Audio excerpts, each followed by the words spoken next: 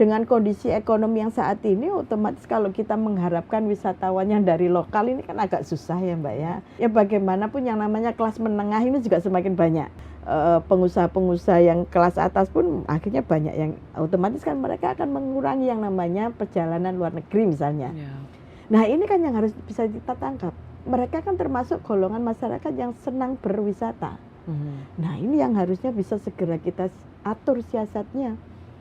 Yang paling penting adalah ketika wisata itu berkembang, maka secara otomatis semua akan ikut berkembang termasuk UMKM.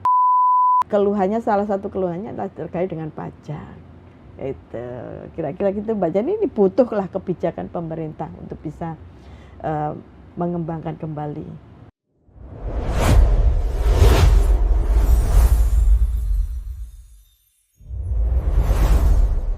Assalamualaikum warahmatullahi wabarakatuh. Salam sejahtera untuk kita semua. Om Swastiastu, Namo Buddhaya, dan salam kebajikan. Tribuners, kembali lagi bersama saya Cindy dalam podcast DPRD Jawa Timur, Ngobrol Bareng Dewan. Nah Tribuners, di tema kita hari ini, di episode kali ini, yakni UMKM dan wisata lokal merupakan kunci ekonomi daerah tetap tangguh. Tribuners, di tengah situasi ekonomi yang menghadapi berbagai tantangan, mulai dari melambatnya daya beli masyarakat, ketidakpastian ekonomi global, kemudian perubahan pola konsumsi, daerah dituntut memiliki sektor andalan yang mampu bertahan. Dalam kondisi seperti ini, UMKM dan sektor wisata lokal terbukti menjadi penopang penting bagi ekonomi daerah. Selain memiliki daya serap tenaga kerja yang tinggi, kedua sektor ini juga menggerakkan aktivitas ekonomi masyarakat secara langsung. Nah di Jawa Timur sendiri, Tribuners, potensi tersebut sangat besar, khususnya di wilayah Mojokerto dan juga Jombang. Nah Mojokerto sendiri memiliki kekayaan wisata sejarah, peninggalan Kerajaan Mojopahit, wisata alam, serta sentra UMKM yang berkembang. Sementara di Jombang, sebagai kota santri, memiliki daya tarik kuat di bidang wisata religi, edukasi, serta produk lokal yang khas. Tribuners, kita akan membahas ini semua lebih dalam dan lebih lanjut. Untuk itu, sudah hadir bersama saya, politisi PDIP sekaligus anggota Komisi B DPRD Jawa Timur, Ibu Wiwin Sumrambah, SPT MAP. Selamat pagi Ibu Wiwin. Selamat pagi Mbak Cindy. Sehat Ibu Wiwin? Alhamdulillah. Alhamdulillah, baik. Bu Wiwin, nah ini kita melihat sendiri Bu Wiwin, daya beli masyarakat itu sangat melemah untuk saat ini. Nah, sebenarnya Bu, seberapa besar nih peran UMKM dan juga wisata lokal untuk menjaga stabilitas ekonomi daerah kita? Iya, kita berkaca dari masa pandemi ya. Masa pandemi kemarin ini luar biasa. Kita dihadapkan dengan situasi tiba-tiba berubah semua yang akhirnya mengubah pola hidup. Tetapi kenyataannya justru sektor UMKM yang kemudian lebih survive daripada yang lain, ya kan? Termasuk pertanian juga. Pertanian dan UMKM ini menjadi memang betul akhirnya menjadi penopang ekonominya ya, ekonominya negara itu akhirnya memang di pertanian dan UMKM. Nah, sekarang terjadi lagi situasi seperti itu ya, karena memang ada geopolitik yang luar biasa yang kemudian berefek kepada perubahan harga minyak, kemudian otomatis harga pangan juga mulai terganggu. Nah, ini akhirnya sebenarnya bagi Indonesia ini sudah bukanlah menjadi pengalaman yang baik mengingat kemarin di masa pandemi. Tetapi bukan berarti kemudian kita meremehkan situasi yang seperti ini ya. Maka kita memang perlu penguatan kembali mengatur strategi kembali bagaimana UMKM ini tetap menggeliat dan bisa menggerakkan roda perekonomian. Karena kita sadar ya bahwa saat ini pengurangan tenaga kerja di sektor industri juga sudah mulai terjadi. Betul. Nah, ini yang kembali terjadi. Tapi kalau di masa pandemi kita memang pembatasan untuk sampai keluar ini kan kesulitan ya. Kalau ini kan tidak ada. Maka harusnya situasi sekarang lebih mudah. daripada di masa pandemi. Tetapi sekali lagi, ini jangan diremehkan.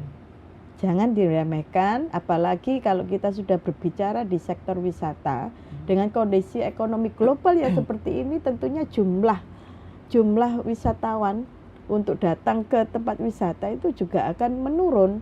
Nah, ini perlu strategi khusus untuk bisa kemudian kita pikirkan supaya tidak terjadi kelemahan ekonomi di masyarakat, terutama di desa. Kira-kira seperti itu, Mbak. Iya. Kalau dari pengalaman Bu Wiwin selama ini, kondisi realnya ini Bu Wiwin di lapangan saat ini tuh untuk UMKM-nya itu seperti apa, Bu? Ya, saat ini terjadi karena ada fenomena pengurangan tenaga kerja di sektor industri, akhirnya kan mereka rame-rame juga akhirnya ikut terlibat sebagai UMKM. Nah, akhirnya kan terjadilah yang namanya, yang jual banyak.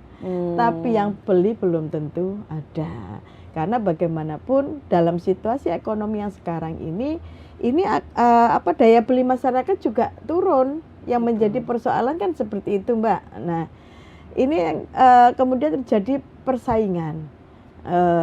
Saya melihat bagaimana teman-teman yang jualan, apalagi masih ada sedikit musim hujan ini ya, menjadi kendala ketika mereka yang jualan di jalan ini sekarang luar biasa banyak. Betul. Dibandingkan dengan yang sebelum. Artinya begini, ketika pemerintah daerah ya jangan ada kaki lima, dibuatkanlah penampungan tempat untuk sentra-sentra gitu ya. Tetapi hanya dalam waktu 1 bulan akan tumbuh lagi di jalan. Kenapa? Karena ini memang orang baru, benar-benar baru yang berjualan baru, bukan pelaku lama kemudian jualan kembali di jalan, enggak, tapi memang semakin banyak. Nah, ini yang jadi problem akhirnya, yang pemerintah daerah pun harus berpikir keras bagaimana ini cara mengatasi. Ya, kira-kira seperti itu, Mbak, yang menjadi kendala saat ini.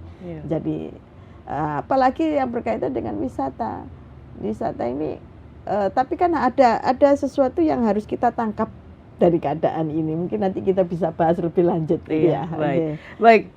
Bu Wiwin, ini kan kita membahas tentang ke Mojokerto dulu ya, Bu Wiwin. Nah, di Mojokerto ini kan kuatnya di wisata sejarah dan juga alam. Kalau di Jombang itu unggul di wisata religi ini. Nah, menurut Bu Wiwin itu untuk mengawinkan nih Bu antara potensi wisata yang besar, kemudian dari UMKM-nya juga, itu seperti apa, dan apakah saat ini tuh menurut Bu Wiwin sudah oke gitu berjalannya? Ya, sementara ini masih sendiri-sendiri.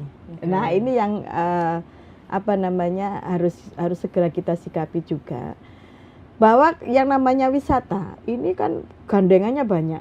Betul. Kalau sudah ada tempat wisata, pasti ada di situ berperan paling tidak transportasi, entah travel, entah becak, entah apapun ya, itu pasti akan banyak yang terlibat di situ. Kemudian otomatis namanya pengunjung butuh yang namanya makan minum, muncullah kemudian kulinernya juga terlibat, UMKM sekitarnya.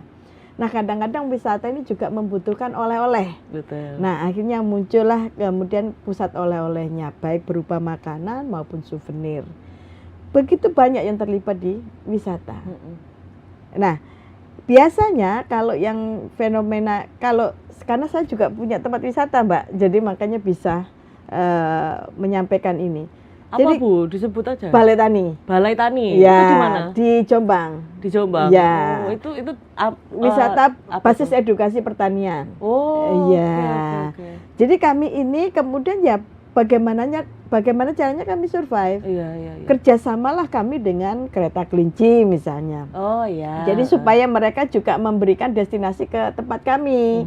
Nah, kami bisa memberikan apa ke mereka. Nah, kemudian juga kami di tempat-tempat penjualan itu kami nggak perlu mengusahakan sendiri, kami mengajak UMKM sekitar kami, masyarakat sekitar kami, termasuk kemudian pegawai-pegawainya semua sekitar kami. Ini kami pikirkan sendiri. Belum ada yang sifatnya bersama-sama. Nah, sementara pemerintah sampai hari ini pun untuk daerah belum bisa memfasilitasi untuk menjadi pusat informasinya sekaligus pusat untuk memberikan mapnya ya, map wisata. Oh, kalau wisatanya bisa lo paket ke sini kan gitu. Belum ada ini saat ini. Belum ada sampai saat ini.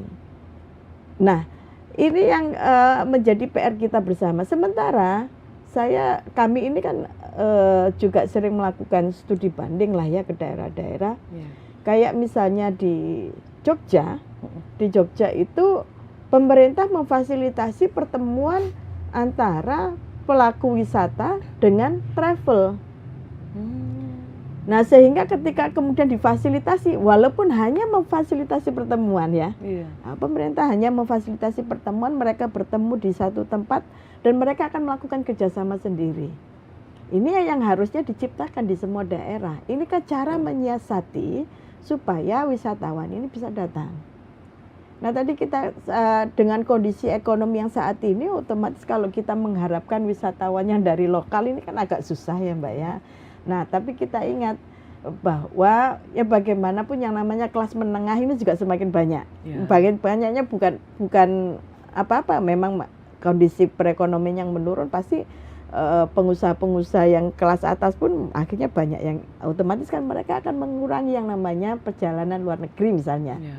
Nah, ini kan yang harus bisa kita tangkap. Mereka kan termasuk golongan masyarakat yang senang berwisata. Nah, ini yang harusnya bisa segera kita atur siasatnya. Yang paling penting adalah ketika wisata itu berkembang, maka secara otomatis semua akan ikut berkembang termasuk UMKM. Nah, kalau yang religi, ini memang keuntungan di negara kita adalah bahwa masyarakat kita ini suka sekali dengan wisata religi. Ya, karena berkaitan dengan kegiatan keagamaan. Sudah itu adalah sudah angka pasti, bahasanya angka pasti. Gak usah gitu, pengajian di RT saya aja selalu menjadwalkan 1 tahun sekali. Pasti akan melakukan perjalanan itu walaupun tidak jauh misalnya. Kalau bahasanya sudah kalau tinggal Jawa Timur ya wali limo aja kan gitu kan. Nah, ini kan angka yang pasti. Tetapi kalaupun hanya mengandalkan angka yang pasti ini kan juga dengan yang semakin banyaknya yang kita hidupi UMKM yang sekarang terlalu banyak yang berkembang ini kan kita juga harus bagaimana caranya menambah wisatawan. Minimal jangan sampai turun lah. Karena secara kita ini sudah pernah mengalami di Jawa Timur terutama ya, ketika masa pandemi turunnya luar biasa. 2022 mulai agak naik, 2023 naik, 2024 naik, 2025 puncaknya juga sudah puncaknya. Nah, tapi 2026 ini ada kecenderungan, walaupun angka belum keluar ya, angka pastinya belum keluar, tetapi yang disampaikan ke saya terutama sebagai anggota dewan ini keluhannya sudah semua menurun. Nah, ini yang harus segera disiasati. Setidak-tidaknya pemerintah harus mau turun untuk bisa membackup bagaimana caranya teman-teman di sektor pariwisata dengan UMKM ini nanti bisa menggeliat kembali. Nggak bisa dikerjakan sendiri lah, intinya begitu ya. Sudah diusahakan di sini. Iya, jadi ini saatnya pemerintah harus hadir di antara mereka untuk bisa merumuskan kembali bagaimana mereka supaya bisa menggeliat. Terutama kurangilah konflik-konflik. Nah, ini banyak sekali karena memang di beberapa daerah itu konflik-konflik terkait dengan wisata, kebijakan wisata ini, terkait dengan pajak dan sebagainya. Nah, ini juga perlu disiasati kembali karena teman-teman itu keluhannya pasti begitu. Teman-teman yang usaha itu rata-rata keluhannya, salah satu keluhannya adalah terkait dengan pajak. Itu kira-kira gitu Mbak. Jadi ini butuhlah kebijakan pemerintah untuk bisa mengembangkan kembali dunia pariwisata. Baik, Bu Wiwin, ini kan juga di era yang digital ini semakin berkembang juga. Apakah salah satu tadi Bu Wiwin sebut adalah banyaknya sekarang UMKM yang bermunculan. Nah, apakah dari apa sebutnya ya, mengembangkan ke ranah digital itu akan membantu untuk UMKM juga nantinya? Pasti. Pasti, karena kita akan berbicara era ya. Iya. Nah, ketika sudah eranya digitalisasi, ya kita juga harus mengambil itu supaya kita tidak diambil oleh orang lain, bahasanya begitu. Ya, contoh sederhananya adalah bahwa Singapura yang sebenarnya ngomong wilayah kan sangat kecil ya. Iya, kecil Tetapi sekali. jumlah kunjungan wisatawan luar biasa besar. Itu kenapa? Ya digitalisasi. Bagaimana semua promo, ya kan, promonya, kemudian lewat sosial medianya, mereka memang menghabiskan, bahasanya kalau orang bisnis itu membakar uangnya untuk ke promosi yang seperti itu besar-besaran. Nah, di sana yang melakukan adalah pemerintah. Nah, kita ini ketika kemudian digitalisasi hanya diserahkan kepada masing-masing, ya nanti akan seberapa pengaruhnya. Maka kita masih butuh fasilitas pemerintah untuk bisa membackup semua itu, gitu. Jadi apalagi tidak semua pelaku UMKM, pelaku wisatawan itu hari ini yang sudah melek digitalisasi juga masih berapa persen. Iya, betul. Ini kan perlu kita dukung terus. Kita dukung terus. Walaupun kemarin di 2025 saya ada beberapa program juga yang bersama dengan koperasi dan dinas perindustrian untuk bisa mengadakan pelatihan-pelatihan yang sasarannya di dapil saya. Itu juga terkait dengan digitalisasi. Tetapi dari sekian yang dilatih, saya melihat mungkin hanya 50% yang benar-benar kemudian mendalami dan menggunakan memanfaatkan pelatihan yang didapat ini untuk bisa mendukung pekerjaan dia. Karena, nah ini juga ada faktor lain sebenarnya. Faktor salah satunya begini. Barusan saya kemarin itu ngobrol dengan teman-teman peternak tetapi ya kambing. Bu, saya sekarang sudah berhenti promosi di Facebook. Kenapa? Saya sudah kewalahan. Nah, saya enggak siap. Loh, kenapa enggak siap barangnya? Saya enggak gitu, Bu, cerewetnya. Masih harus difoto satu-satu, yang ini harga sekian. Saya enggak sanggup. Artinya apa? Mereka belum bisa manage antara kapan harus mengurusi produksi, kapan harus mengurusi promo dan sebagainya. Ini ketidaksiapan yang seperti ini, ya saya pikir karena memang mereka tidak siap barangnya. Ternyata tidak hanya itu, karena ada sebagian juga yang ngomong, aduh Bu, tiba-tiba ada pesanan gede, maka saya tidak berani promo gede-gedean sekarang. Saya tidak mau memanfaatkan digital besar-besaran. Nah, kalau sudah kemudian mereka ngomong jangan beli di sini, mereka tidak dipeseni janjian, tidak sanggup, itu sudah menjatuhkan nama. Itu juga akhirnya problem baru bagi pelaku UMKM. Makanya ini ada perlu strategi baru yang harus kita munculkan, yang memang perlulah riset dari para ahlinya ya kalau terkait dengan ini, untuk supaya bagaimana teman-teman ini benar-benar mau memanfaatkan digitalisasi, karena memang sudah sangat perlu ya, betul. Di tengah gempuran barang yang dari luar, betul. Yang sekarang banyak dikeluhkan oleh masyarakat itu. Nah, makanya ini harus ada strategi barulah untuk bisa penguatan teman-teman memanfaatkan digital ini. Ketidaksiapan saya pikir ya, itu yang perlu kita sikapi juga. Maka harusnya setiap program yang diluncurkan oleh pemerintah, kelanjutan evaluasinya itu harus dilakukan. Itu supaya nggak terputus hanya memberi pelatihan selesai. Nah, ini keberlanjutan evaluasinya ini harus dilakukan. Nah, ini yang masih menjadi kelemahan kita. Nah, ini. Gitu. Mungkin kalau tadi yang Bu Wiwin sebutkan yang seperti contohnya peternak itu kan mungkin karena baru pertama kali mencoba gitu kan. Jadi memang betul-betul harus ada yang memanage-nya itu dari awal sampai ini tuh harus seperti ini gitu mungkin Bu. Ketika saya tanya, kenapa? Bu, pada saat saya masih punya 10 sampai 20 kambing, saya bikin katalognya satu-satu masih bisa. Nah, saya sekarang kambingnya sudah 200, Bu. Saya sudah repot. Nah, ini yang tidak siap di dalam perkembangannya, bahasanya kan begitu Iya, ya. Ketika masih sedikit bisa, apalagi ini ngomong hidup, barang hidup. Nah, ini kan betul. perubahannya luar biasa. Nah, kalau dari teman-teman yang craft itu biasanya memang tidak siap di apa namanya, ketika tiba-tiba pesanan banyak mereka nggak siap. Itu kalau di craft begitu. Nah, kemudian kalau di Mamin, nah ini minuman yang biasanya juga problem berkait dengan BPOM. Sebenarnya banyak problem sebenarnya, cuman kita kita berbicara tentang kondisi sekarang, bagaimana teman-teman survive dulu ya. Itu yang paling penting. Maka ini pemerintah memang yang wajib untuk melakukan evaluasi terhadap setiap program yang sudah diluncurkan, kira-kira itu, Mbak. Baik, tadi Bu Win sempat singgung masalah adanya produk-produk dari luar yang begitu banyak, gempuran yang banyak sekali. Ini kalau dari Bu Win sendiri itu sebenarnya bagaimana Bu cara untuk kita melindungi UMKM ini supaya tidak tergerus gitu oleh mereka? Iya, ini efek perdagangan global yang memang waktu itu sudah mulai terjadi ya. Apa artinya bahwa kita tidak bisa mengerem kehadiran barang-barang dari luar negeri itu. Tentunya sektor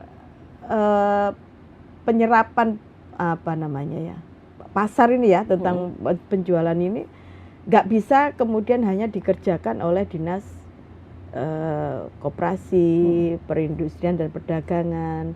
Semua harus bekerja keras, karena apa? Berkaitan dengan juga penyadaran masyarakat untuk mencintai produk dalam negeri.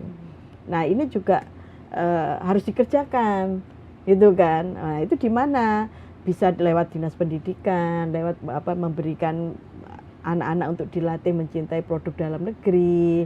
Kemudian boleh lewat kegiatan-kegiatan di kemasyarakatan untuk lewat dinas DPMPD itu kan, yang berkaitan dengan kelembagaan di desa-desa. Harusnya bisa memfasilitasi untuk bagaimana menggerakkan masyarakat mencintai produknya sendiri. Demikian juga UMKM-nya. Ketika kemudian mereka mendapat pesaing, ya mereka juga harus bisa meningkatkan kualitas dan bisa membaca kebutuhan pasar supaya tidak keduluan. Problemnya lah kadang-kadang keduluan. Kita ini kan kadang-kadang masih ini ya, kreativitas kita ini kadang-kadang masih lemah. Nah, ini kan memang butuh dukungan dari ahli-ahlinya untuk bisa terus memberikan pelatihan dan pendampingan. Nah, ini hadirnya pemerintah di situ. Jadi sektor yang seperti ini tidak bisa ditangani sendiri, semua harus bekerja bersama. Iya, karena sekarang iklan layanan masyarakat di TV sekalipun sudah mulai sangat berkurang. Untuk bagaimana mencintai produk Indonesia. Ya, kita lihat sendirilah sekarang, ya kan? Iya, baru sadar Bu, iya juga ya. Iya, karena sebenarnya gini, media itu sangat besar pengaruhnya terhadap mengubah mindsetnya masyarakat terutama. Dulu ketika kemudian banyak ngomong cintailah produk-produk Indonesia, dan itu iklan yang terus dilakukan, kata-kata itu kemudian masuk tertanam tanpa disadari. Sebenarnya pemerintah bisa dong meminta semua media yang ada di Indonesia ini mewajibkan memberi iklan layanan masyarakat 30 menit di dalam satu hari. Itu sudah luar biasa, yang terkait untuk bagaimana teman-teman ini lebih bisa mencintai, bisa membeli produk, terutama produk yang sekitar kita. Dulu juga pernah ada gerakan yang terakhir itu, kalau saya ingat itu, belilah di toko kelontong tetangga sendiri. Itu kan sempat. Iya. Tapi gaungnya itu kan tidak diteruskan. Nah, ini sebenarnya ini juga bisa menjadi cara kita untuk bisa meredam. Nah, juga kemudian kalau dulu kita ini Nyun Sewu, saya kok melihat sekarang kalau di pendidikan di sekolah itu sudah mulai ada pergeseran. Saya itu dulu itu diajari, oh ini loh yang namanya kebutuhan pokok, kebutuhan sekunder, kebutuhan tersier, mana yang harus dipenuhi dulu. Itu saya diajarkan mulai SD. Kayaknya sekarang sudah tidak ada pelajaran seperti itu. Sehingga saya lihat anak-anak sekarang jatuhnya menjadi konsumtif. Nah, norma budaya ini kan lahirnya dari pendidikan. Betul.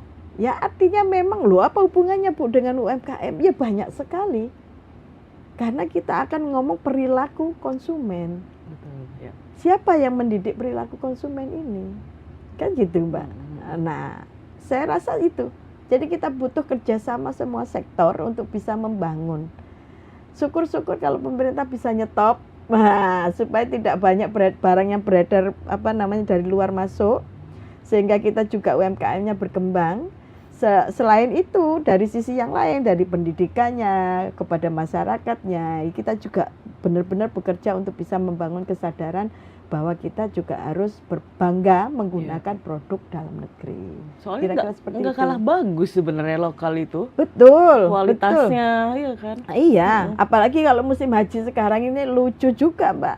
Kenapa, Bu? Jadi Nyon Sewu kalau di sana itu barang itu ya produk Cina dan produk kita. Oh iya, yang di sana? Iya. Sebagai oleh-oleh nanti dibawa ke sini. Dan bawa lagi ke sini. Mbak, di Jombang ini ada yang namanya songkok. Iya. Memproduksi songkok di Ploso. Yang di Jombang sendiri tidak terkenal, tapi dia produknya di Arab banyak. Nah, ini yang kemudian kenapa ya? Kenapa ini tidak dikenal justru masyarakat kita tidak mengenali produk kita. Nah, ini yang harus kita pikirkan bersama. Agak aneh juga ya kalau melihatnya ya, itu kan harusnya menjadi kebanggaan juga untuk kita sendiri gitu. Ya, betul. Makanya ini perlu kerja keras dari semuanya. Saya tidak bisa kemudian hanya satu pihak bersama-sama. Nah, ini kan juga harus kalau kemudian di Cina aja mampu menahan masuknya kayak YouTube tidak boleh masuk di Cina, saya pikir Indonesia harusnya mampu melakukan itu. Ya, untuk bisa menahan ya itu. Tadi, Bu, untuk yang produk-produk dari luar yang masuk di kita, di pasar kita itu, seringkali keluhan yang didapat adalah kenapa produk-produk impor, meskipun secara kualitas jauh sekali Bu memang, jauh sekali, karena harganya juga jauh lebih murah. Nah, tapi memang masyarakat mungkin karena ekonomi yang semakin melemah mungkin ya di saat ini, cenderungnya membeli yang produk-produk yang lebih murah gitu. Dan itu sebenarnya kalau dari pengalaman saya pribadi, saya pernah mencoba, itu gampang banget rusak sebenarnya.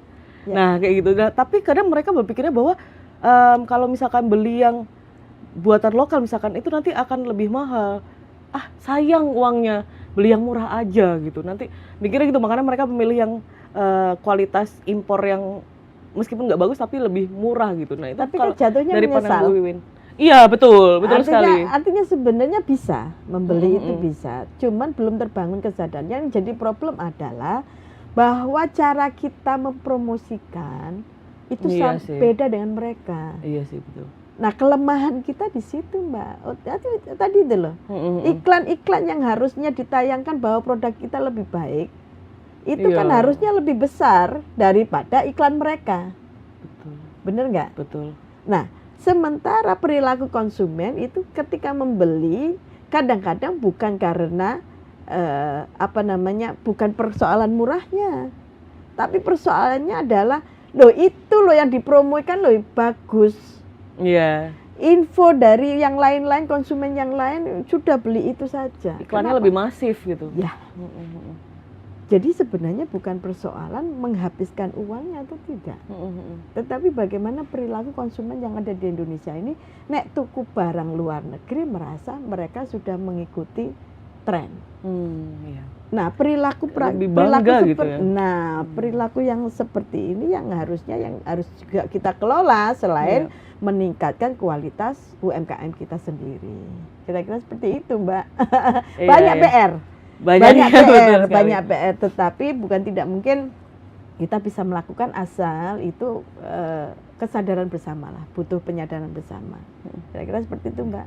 Baik, ini kita ke dua pertanyaan terakhir, Bu Wiwin. Bu Wiwin, ini sebagai bagian dari fungsi pengawasan, bagaimana Bu komitmen dari Komisi B DPRD Jatim untuk memastikan aspirasi dan juga keluhan ini para pelaku usaha ini benar-benar dikonversi menjadi program yang nyata dan membantu untuk sektor wisata maupun UMKM? Ya, Kami selalu melakukan koordinasi setiap triwulan. Kita melakukan evaluasi program yang kemudian kami memberikan masukan berdasarkan aspirasi kami di daerah untuk bisa kemudian menjadi dasar kebijakan eksekutif untuk melakukan program. Nah itu tadi yang kita dorong adalah lakukan terus evaluasi. Lakukan terus evaluasi apakah program ini sudah sesuai atau belum. Nah ini termasuk di sektor pangan terutama ya. Apakah di masa-masa seperti ini nanti di masa mohon maaf kenaikan harga sayur, harga bahan pangan yang luar biasa mulai naik, ini apakah Dinas Pertanian sudah menyiapkan untuk bantuan kepada petaninya, terutama kepada ini kita lakukan terus. Jadi memang fungsi kami adalah di situ. Jadi benar-benar aspirasi yang kami dapat dari masyarakat, keluhan-keluhan dari masyarakat ini kemudian kita sampaikan di dalam setiap rapat evaluasi per triwulan itu. Nah ini yang kita harapkan ada hasilnya tentunya, tetapi memang ada persoalan bahwa di dalam semua kebijakan ini kita kan tahunan, karena ada bahasa tahun anggaran, sehingga ini juga yang menjadi kendala kita ketika kemudian ada persoalan hari ini kita tidak bisa menyelesaikan tuntas hari ini juga. Kita masih terkendala dengan masalah program yang memang harus diajukan tiap tahun. Tetapi ada juga yang sedikit menolong adalah ketika ada kata-kata perubahan anggaran, biasanya di akhir tahun. Sehingga ini bisa kita siasati untuk bisa menolong, Pak, walaupun tidak bisa 100%, tetapi setidaknya kita bisa fokus mana yang lebih diutamakan. Nah ini juga menjadi kendala juga Mbak. Kenapa? Karena di dalam dinas itu semua bidang ini harus melaporkan kinerja. Sehingga kadang-kadang ketika kita meminta ini kondisinya seperti ini, kita fokus aja loh ke bidang ini gitu. Itu tidak bisa dilakukan karena memang semua bidang harus ada laporan kinerja. Nah ini yang terus kami lakukan evaluasi. Mungkin masyarakat hanya melihat kami ini hanya duduk berdebat, tidak, tapi kami memang benar-benar mencoba mencari solusi dari persoalan-persoalan yang ada di masyarakat yang kami terima lewat aduan-aduan masyarakat dan lewat reses kami ini untuk bisa kemudian kami diskusikan dengan eksekutif, gitu Mbak. Jadi sedang diperjuangkan ya. Sedang diperjuangkan dan itu butuh waktu karena memang sistem kita penganggarannya yang tidak bisa serta-merta, tetapi harus ada perencanaan. Memang ini memang kendala, tetapi ya sudahlah harus kita jalani. Baik, terakhir Bu Wiwin, ini sebagai closing statement dari Bu Wiwin ya. Mungkin Bu Wiwin ada pesan ataupun dorongan optimisme yang ingin Bu Wiwin sampaikan kepada para pelaku usaha. Kemudian dari mungkin dari tadi Bu Wiwin sempat sebut beberapa yang perlu dari pihak pemerintahan pusat ya, yang perlu membantu untuk di daerah ini. Ya, monggo silakan Bu. Ya. Jadi untuk masyarakat, pelaku wisata dan UMKM, memang kita akan menghadapi masa-masa yang tidak mudah, tetapi yakinlah dengan bekerja sama kita akan bisa menyelesaikan persoalan-persoalan ini dan bisa meningkatkan kesejahteraan tanpa harus mengorbankan kondisi ini untuk tidak menjadi pemenuhan kebutuhan rumah tangga terutama bisa teratasi. Walaupun memang butuh kebijakan dari pemerintah, hadirnya pemerintah yang lebih keras lagi, terutama pemerintah pusat mohon untuk bisa otonomi daerah ini benar-benar bisa diwujudkan supaya kami bisa menyelesaikan persoalan-persoalan kami yang ada di daerah sesuai dengan kebijakan lokalnya, sehingga kami juga tidak terhambat untuk bisa menyelesaikan persoalan terutama perekonomian yang sekarang dihadapi oleh masyarakat terutama pelaku UMKM dan wisata yang tentunya bukan menjadi sektor utama, sehingga perlu perjuangan untuk bisa membuat mereka tetap bertumbuh dan sejahtera. Kira-kira seperti itu Mbak. Baik, terima kasih banyak Bu Wiwin atas insight dan waktunya yang luar biasa. Semoga semua harapan baik, semua perjuangan baik akan segera bisa terrealisasi secepatnya. Baik, sekali lagi terima kasih Bu Win, terima kasih juga Tribuners sudah menonton episode kami kali ini. Dan kita akan kembali lagi di episode berikutnya, masih banyak topik-topik lain yang menarik untuk kita bahas. Tetap di podcast DPRD Jawa Timur Ngobrol Bareng Dewan. Saya Cindy dan Bu Win pamit undur diri. Wassalamualaikum warahmatullahi wabarakatuh.